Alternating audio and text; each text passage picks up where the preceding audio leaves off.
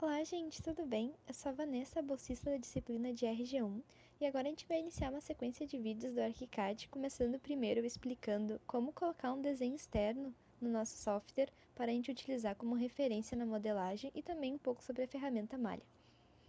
Bom, a gente estando na nossa tela inicial, a gente vai ali no mapa de projeto e colocar em folha de trabalho rastreamento de referência.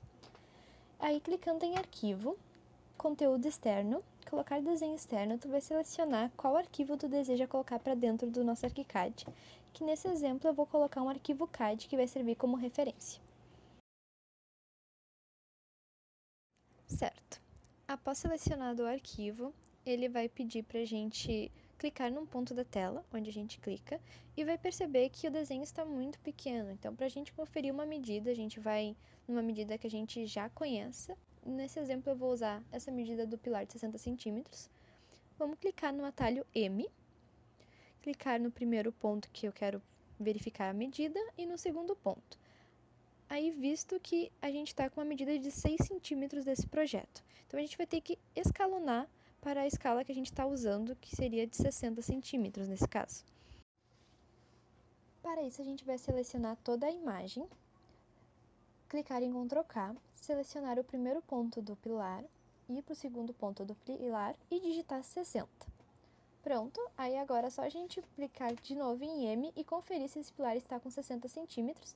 Ok, está, então toda a imagem vai estar escalonada para as medidas que a gente realmente está utilizando no software.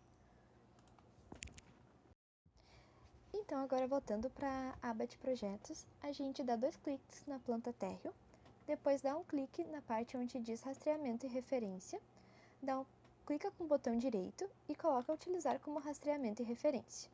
A gente vê que ela não fica numa posição muito boa, pois é muito interessante tu começar a modelar no eixo X, então tu pode ir lá no canto superior da tela e na parte onde diz rastreamento, clicar na setinha de baixo e arrastar a referência.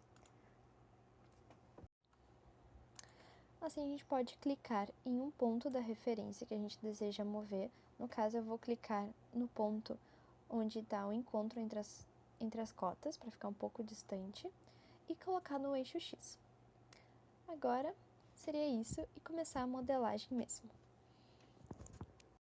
Bom, agora a gente vai utilizar a ferramenta Malha, que se encontra na aba de modelagem no canto esquerdo da tela, e a gente já percebe que há 4 métodos de geometria. O primeiro método, a gente vai ter que clicar nos 4 pontos que consiste ao nosso terreno. No exemplo, eu vou fazer um terreno de 500 por 500.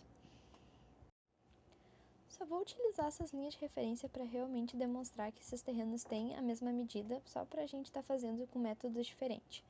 E o próximo método, a gente tem que clicar em 2 pontos na tela, então a gente vai colocar a nossa posição inicial e digitar a próxima dimensão do terreno. O terceiro método, a gente coloca a posição inicial, coloca uma dimensão e depois a outra dimensão, então a gente clica em 3 pontos na tela.